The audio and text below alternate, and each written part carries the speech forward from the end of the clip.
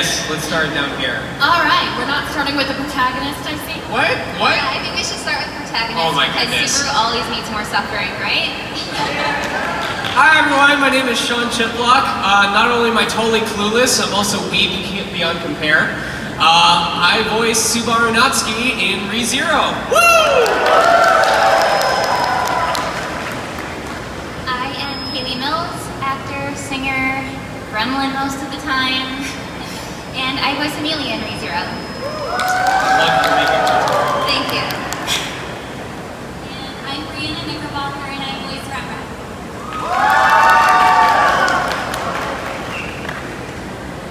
I'm Kira Buckland and I voice Beatrice, I suppose. Yes! It did the thing! And I'm Ryan Bartley and I'm the voice of Rom.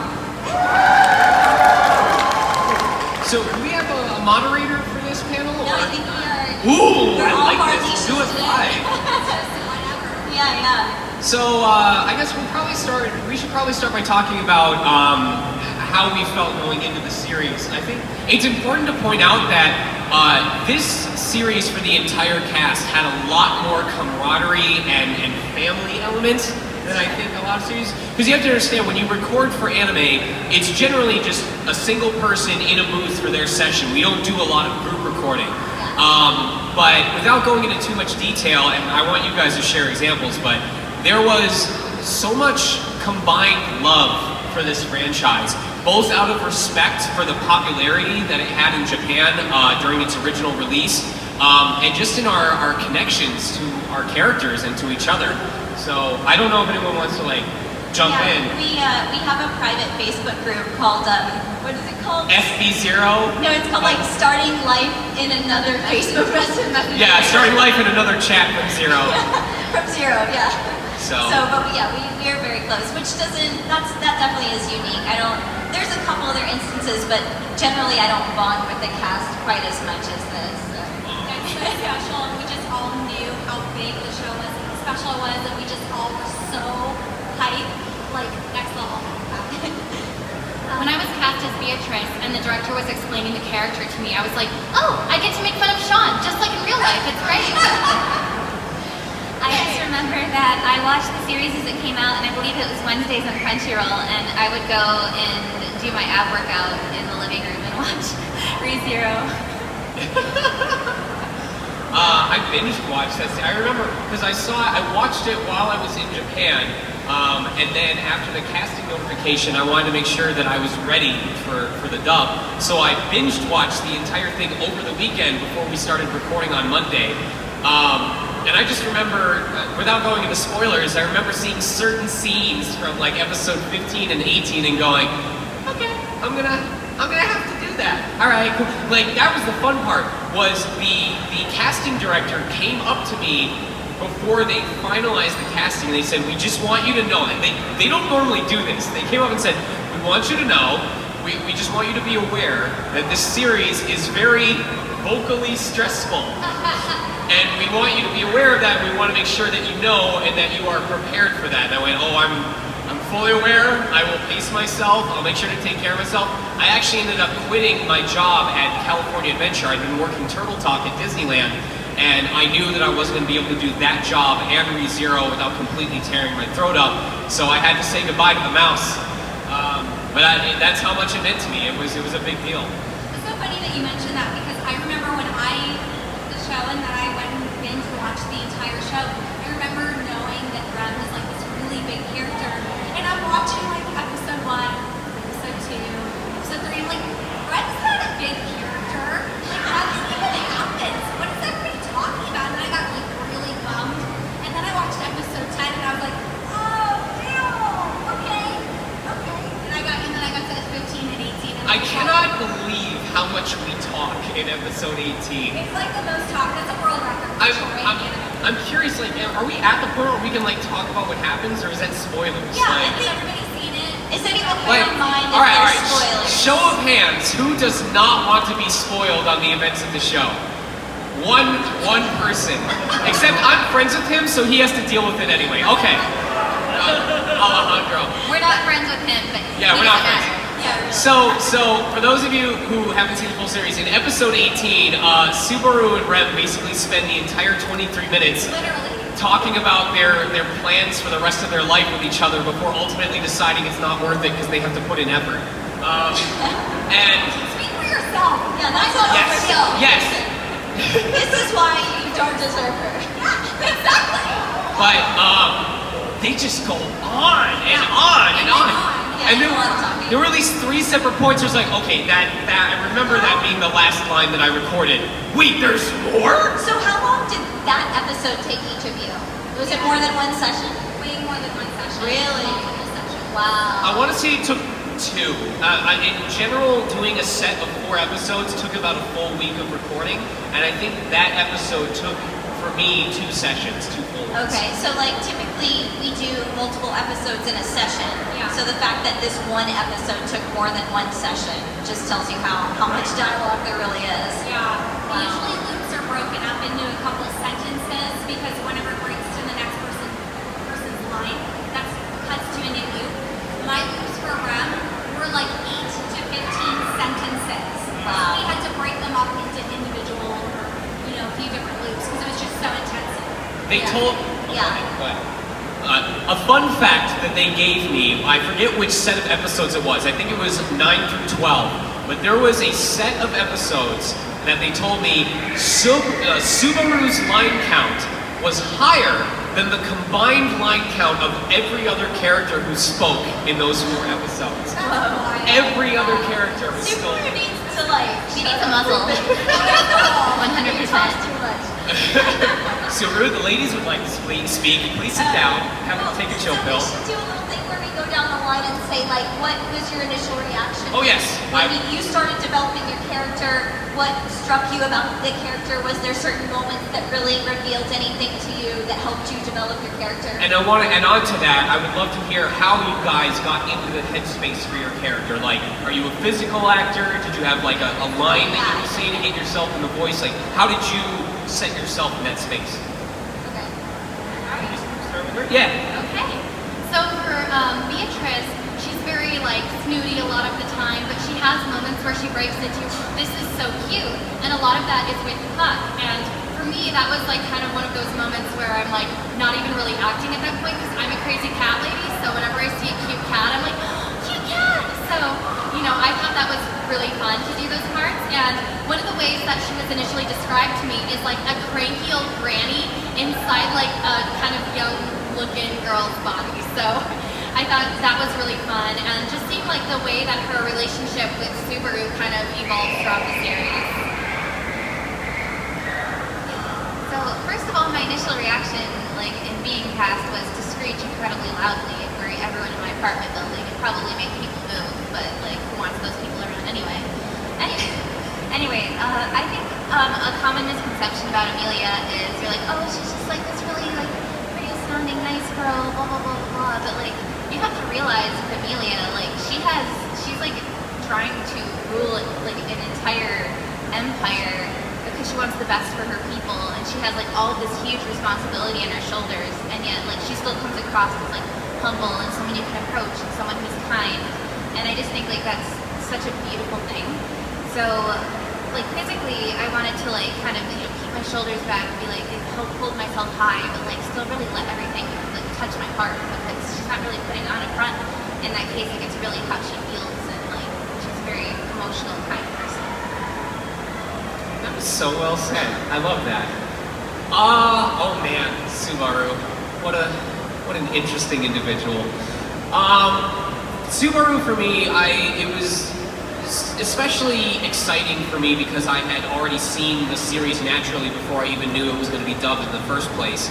But it was such an interesting opportunity for me because in contrast to these wonderful talents up here, my anime portfolio is not very big. I don't have a whole lot. The video game side of the industry has been very kind to me, but anime not so much.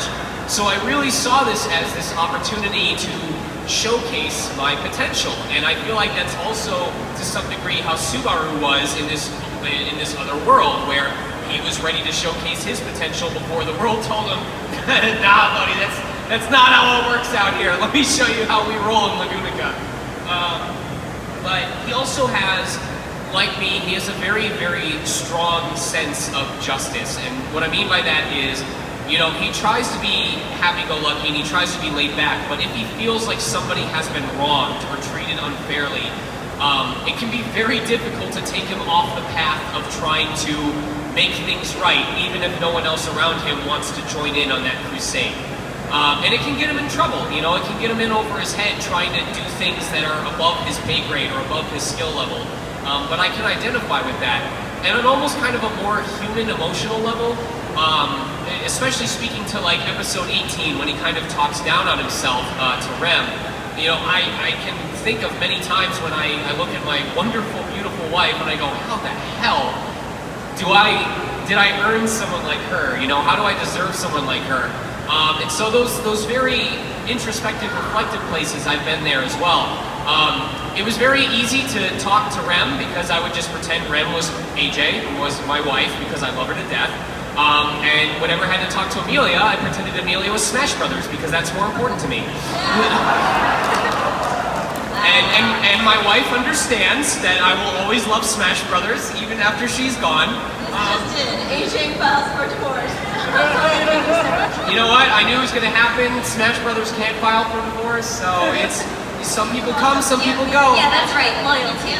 She's got to rule a whole country. Or no, Amelia is Smash Brothers. You know, Smash Brothers rules the country. We all know that's the fact. Woo! Yeah. I'm still looking for a hero player who can actually beat my Mega Man. So maybe I'll show up at the gaming center later and ruin all your dreams. Did you just issue a challenge to everyone in Smash? Yeah, I did. All right, let's move on. For me, equally like what Kaylee said, when I booked Rem, I was screeching. I think I was like running around my house, screaming, crying, laughing, like just not even on my way to Earth. And then getting into character voice was an interesting story because like our characters are very robotic in the first part of the show, so you know you don't get to have any of the personality. So I was like having some trouble like getting into that like Rem place, and Mommy's listening in and everything like that. And I finally, there's cameras in the booth so they can see you. So finally I was like, well, I guess I'm gonna have to try robot arms. So I tried robot arms while I was talking and it worked. And Mommy was like, that's perfect. And I was like, are you guys like watching me doing the robot arms? And they started dying laughing.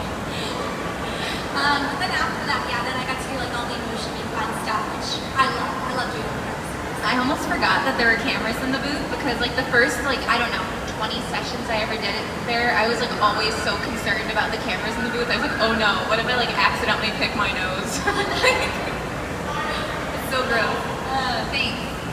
Well, for me, one of my favorite parts of the process is discovering what makes the character tick and really what is going on underneath and what is going on in the mind of that character at all times. And so what I do is I always watch the Japanese. I binge the Japanese really, really fast before we start. So usually after we book a role, we might have about a week at most before we start. And so I'm just kind of rapid fire blowing through series, trying to absorb as much as I can about the character. And I think this is really important to me because sometimes you don't really figure out what it is about a character that makes them do what they do until several episodes in. So with Rom, we really kind of get Rom when we see the backstory and when we see what she lost and what she gave up and why she gave it up. And you might think at first when you meet her, she's just kind of sassy and sarcastic. But then as you get to know her and you see her past, you see her heart and you see who she really is, and you see that she is an amazingly powerful character, and she would do anything and sacrifice anything for her sister, and she has. And so for me, like getting through the series as a whole was really important in my process in creating that character, so that's always kind of underneath, and to me that's also where the skepticism towards Subaru and the jokes about, you know, at Subaru's expense come in, from a place of protecting Rem and from a place of like, you don't deserve her and I need to figure out what's going on here, who are you know? And so it's a very guarded kind of sort of wry sarcasm that hides this really vulnerable, scared heart and protective and loving heart that Rom has. And so for me that was like always kind of how I approached it. And I think they recorded Rem and Rom, like we would sort of take turns in terms of who went first, but we always had to match the other person's cadence. So whoever went first kind of set the pace. And usually went first, because I feel like I was always matching you. I think I usually went first. Yeah, I think on the last volume maybe you went first, but yeah, that was always kind of fun. And then in terms of like keeping the voice consistent was really hard, because as a person, like I change my voice a lot and just normal speak, and I move my hands a lot, and I'm very sort of animated in my day-to-day life, but these characters are so monotone, and that's really challenging and sometimes harder to do less. And so for me, and we didn't know this until way after we finished the show, I was also doing a similar physicality. Instead of robot arms like Brie, I was talking like this, and I would literally move my hands out across the line. Like as I was saying a line, I would kind of move my hands outward to keep it flat, and it was so hard. And there was many times where we did another take where the director would direct us to bring it down less, do even less, and it's really challenging to do less. But I love Rom. I mean, it was an honor playing her. I was actually not familiar with the series, unlike Sean and Kaylee. I didn't watch it before I was cast as Rom, and I'm really glad I did. I mean, I loved the show. But it was a journey. It was definitely a journey. One of my favorite things is imagining what a character is doing when the camera's not on them. When you're not looking, what is Rom up to? And I feel like she has a very intricate personal life in terms of her dynamics with the villagers and what she's up to. She's always a couple steps ahead of everyone else, and you don't really get a sense of that because she's not necessarily good at like housework and stuff like that, but it's because she has like other things going. And I Her feel like Neopets have never gone hungry. Yeah, not right. once.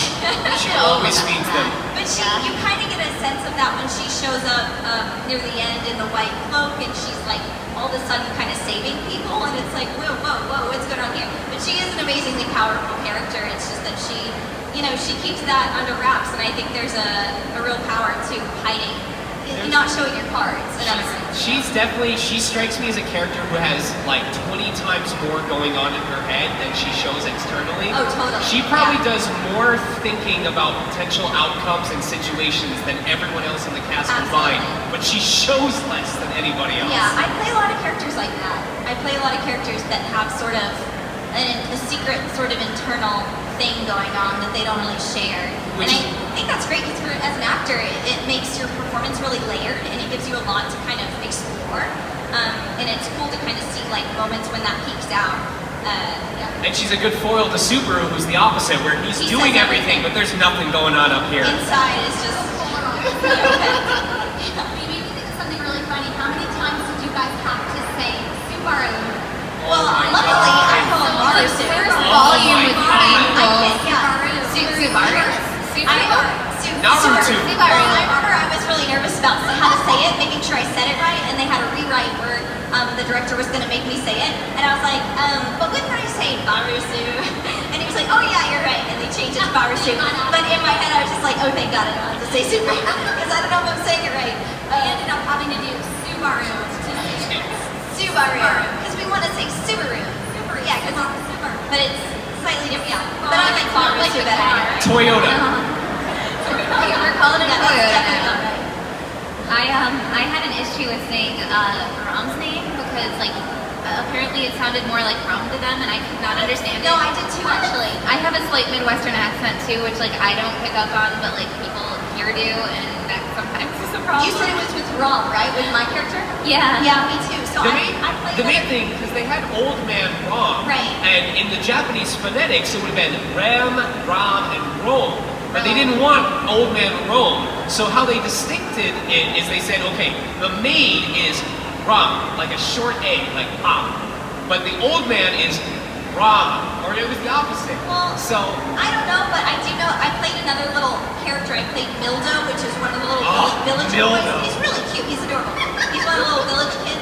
And Mildo's the worst. I had to say, hey, I had to say. Raise show of hands, who hates Mildo? Wow, we have no fans. I played another one of the that's little Eddie over there. No, listen. wrong as Mildo, and I was saying it wrong, and they actually had me pick it up like I came in for a pickup day. Pickups are like when the producers want something a little different, they changed a line, they changed wording, they changed pronunciation, they thought you slurred a word. It can be any reason they want you to read you a line. And I had to do a pickup saying wrong because I was saying it wrong, and it's my role. I was like, thank goodness I don't say it more than a couple of times. No, you were saying it wrong, not wrong.